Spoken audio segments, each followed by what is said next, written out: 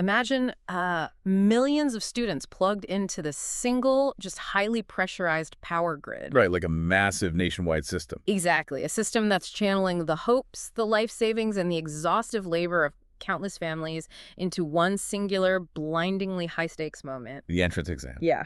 But the system is built with a catastrophic flaw. It has a single point of failure. If the security breaches in just one tiny, isolated substation, the entire national grid blacks out. Leaving everyone totally in the dark. Right. And that is exactly what happened with the National Eligibility Come Entrance Test, or NEET. So welcome to another deep dive. Oh. Today, we are unpacking the massive crisis that started with a compromised test paper and has now, well, it's erupted into street protests, tragic loss of life, and a really high-stakes political standoff. It's between the government and the Cockroach Janta Party, the CJP. Yeah. And before we get into the weeds, because we are dissecting a deeply charged event involving, active political entities and raw ongoing grief, we really need to establish a firm ground rule for this deep dive. Absolutely essential. Our mission today is strict neutrality. If you're listening to this, you need to know we are not here to take sides. We are not endorsing the viewpoints of the government, the CJP, or the police. No, not at all. Right. Our job is just to impartially report exactly what is in the source material. We want to lay out the facts on the ground so you can fully understand the ideas, the demands, and the mechanics driving this whole crisis. Because the stakes here, they transcend politics. This isn't just some bureaucratic failure or a delayed academic semester. Yeah, it's much bigger. We are looking at a story of alleged systemic corruption that has resulted in a profound human tragedy. And it's led to a clash over accountability at the highest levels of the state. It really is a collision between the vulnerable academic futures of an entire generation and the inflexible machinery of government. Well put. Okay, let's unpack this. To really understand the incredibly rigid demands being made at the negotiating table right now, we have to start by tracing the timeline. Right. We have to look at how a national exam transformed into a national crisis. Exactly. So the catalyst takes us back to May 3rd. That was the day the NEET exam was abruptly canceled. Just out of nowhere for the students. Yeah. The sources point to massive paper leaks. And the CJP leaders have publicly characterized the entire NEET education system as, quote, broken and corrupt. That's a strong accusation. It is. But I want to pause on that term for a second, irregularities and leaks. As part of our vocabulary breakdown today, let's define what we mean by irregularities in this context. Yeah. In the digital age, how does a nationwide, highly secure paper exam actually leak? That is the crucial mechanical question here. When the sources mention irregularities, they aren't talking about, a typo on page 4 or a myth-printed barcode. Right. They were talking about a compromised chain of custody. A nationwide exam like NEET involves a massive logistical supply chain. Like printing presses and stuff. Yeah, highly secure printing presses, transportation via sealed trunks, bank vaults acting as strong rooms, and then finally the distribution to local exam centers. That's a lot of moving parts. It is. So for a paper leak to occur, it requires human intervention at one of those vulnerable physical nodes. Someone, somewhere along that chain, breaks a seal, photographs the paper, and suddenly it is all over Telegram or WhatsApp. Wow. So it's a catastrophic failure of physical security. Exactly. And that completely shatters the public's trust in the institution's ability to conduct a fair test. And when that trust shattered on May 3rd, the fallout wasn't just anger, it was despair. The pressure on students taking these entrance exams is unimaginable. It's immense. For many, this test is the sole ticket out of poverty. Families sell land, they take out predatory loans, they invest everything into these coaching centers. Yeah, it's a family investment, not just the student. Right. So when the exam was canceled, not because the students failed, but because the system failed to guard a piece of paper, the resulting hopelessness was just fatal. The sources confirmed that this cancellation led to multiple student aspirants dying by suicide. And that tragic human cost, that is the absolute core of this story. Yeah, it really is. You cannot separate the political negotiations happening today from the grief of those families. The cancellation transformed an institutional failure into literally a matter of life and death. Yeah. The unwritten social contract of meritocracy, the promise that if you study hard, you will succeed, was just broken. It proved to these students that their hard work could be entirely negated by someone else's corruption. Exactly. And that profound sense of betrayal is what fueled the next major escalation. The despair organized itself into anger. The crisis moved out of the study halls and into the streets. Which brings us to July 20th. Right. On July 20th, the students staged widespread peaceful protests. But the state's response was severe. Our sources report that protesters were met with heavy police action, with accounts stating students were, quote, brutally thrashed. Just an incredibly forceful response. Yeah, but the physical force was only one part of the crackdown. The authorities also registered first information reports, or FIRs, against these peaceful protesters. Let's add that to our terminology list. What exactly is an FIR? It's a brilliant and terrifyingly effective method of suppression. We need to look at how an FIR functions as a political weapon. Okay, lay it out for us. So, in this region's legal framework, an FIR is the initial formal document recorded by the police when they receive information about a recognizable offense. It kicks off the entire criminal justice process. Wait, let me challenge that for a second. Sure. An FIR is just a preliminary report, right? It's not a conviction. A judge hasn't said you're guilty. So why is a piece of paper so devastating to a student that the CJP is making it a central point of their negotiations? Because the process itself becomes a punishment. How so? Having an active FIR attached to your name in the system can completely derail a young person's future. When you apply for a government job, a corporate position, or even just a passport to study abroad, a mandatory police verification check is conducted. Oh, wow, I didn't realize that. Yeah. An active FIR acts as a giant red flag. It can block employment, restrict travel, and basically ensnare a student in years of expensive, exhausting legal battles before they ever even see the inside of a courtroom. So by filing FIRs against protesters, the authorities are essentially holding the students' entire adult lives hostage. Exactly. It's a chilling effect designed to clear the streets by threatening their futures. So the state is basically saying, you are protesting because your academic future was ruined, but if you don't stop protesting, we will ruin your professional future as well. That's the implicit threat, yeah. That is incredibly dark. And it brings us back to that faulty pressure cooker analogy. The pressure of the exam was already immense, but the systemic leaks and sudden cancellation caused it to violently explode. Right. So I have to ask you, when a system is labeled broken and corrupt by the protesters, does the actual blame lie with the test itself and the administrators who let it leak? Or does it lie with the enforcement of the law on July 20th when the police brought the batons and the FIRs? Honestly, they are inextricably linked. It's a sequential, cascading failure of state institutions. So the protesters see it as one big failure. Exactly. They aren't separating the two events. The academic corruption created the initial crisis, and the heavy-handed law enforcement compounded it.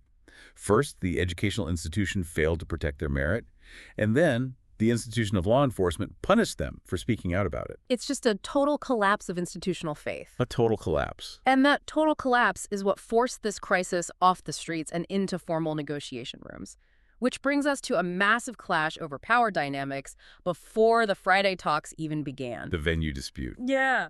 We had a 2-hour sit-down on Friday. Yeah. On one side, representing the CJP, a 2-member delegation, Sarabdas and Ashutosh Ranka. That's those two. Yes, and I want to quickly note for you listening, we reviewed the sources thoroughly, and there is explicitly no mention of anyone named Sonam involved in this delegation. We just want to clear up any rumors you might have seen circulating online. It was strictly Das and Ranka. And on the other side of the table, representing the government, were union ministers J.P. Nadda and Jitendra Singh.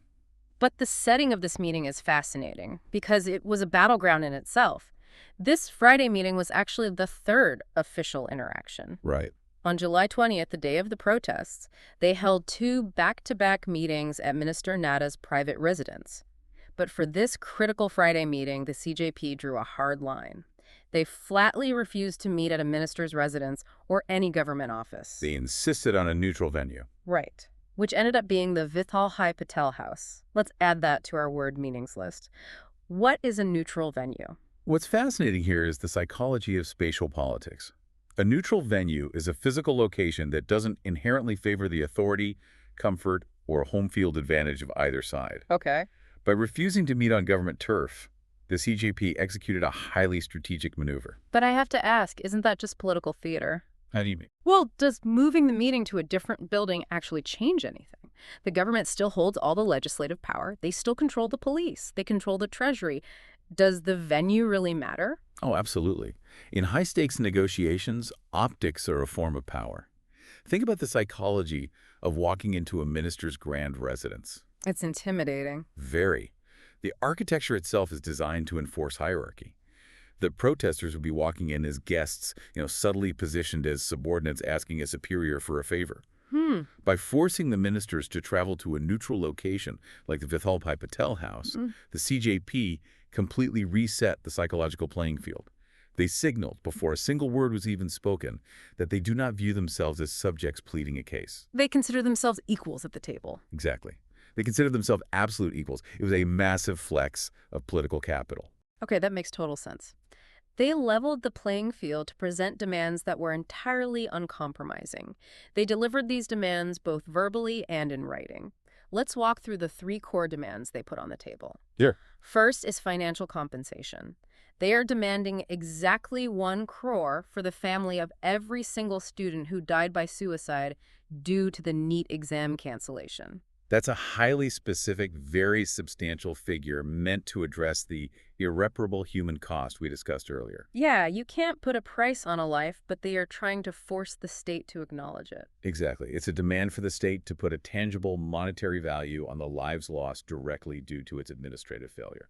Second is justice for the protesters, which has 3 distinct parts. Uh-huh. They want a public apology for the police brutality on July 20th. Okay. They want the immediate withdrawal of all those career-ruining FIRs we talked about.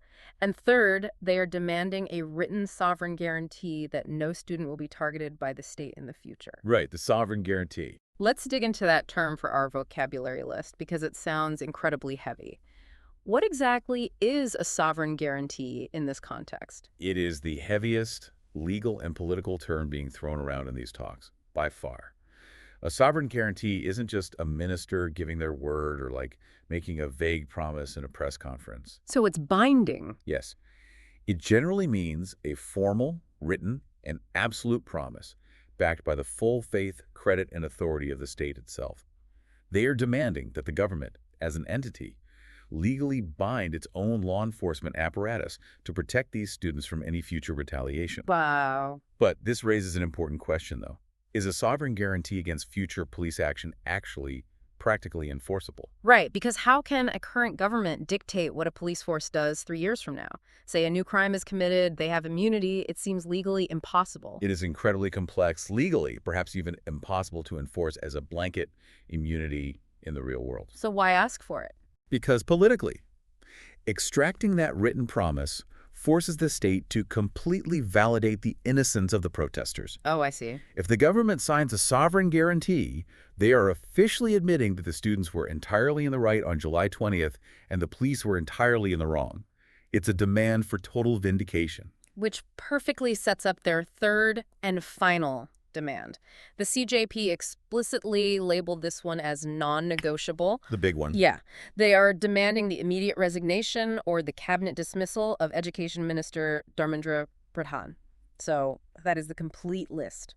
Millions in compensation, total legal amnesty through a sovereign guarantee, and the head of the education minister. It's a huge list. Where do things stand? How did the government actually respond to this? It's a deeply bifurcated response, which really reveals exactly how governments operate under pressure. Walk us through it. According to Saurav Das of the CJP, Ministers Nudda and Singh responded positively to the first 2 demands. Yeah.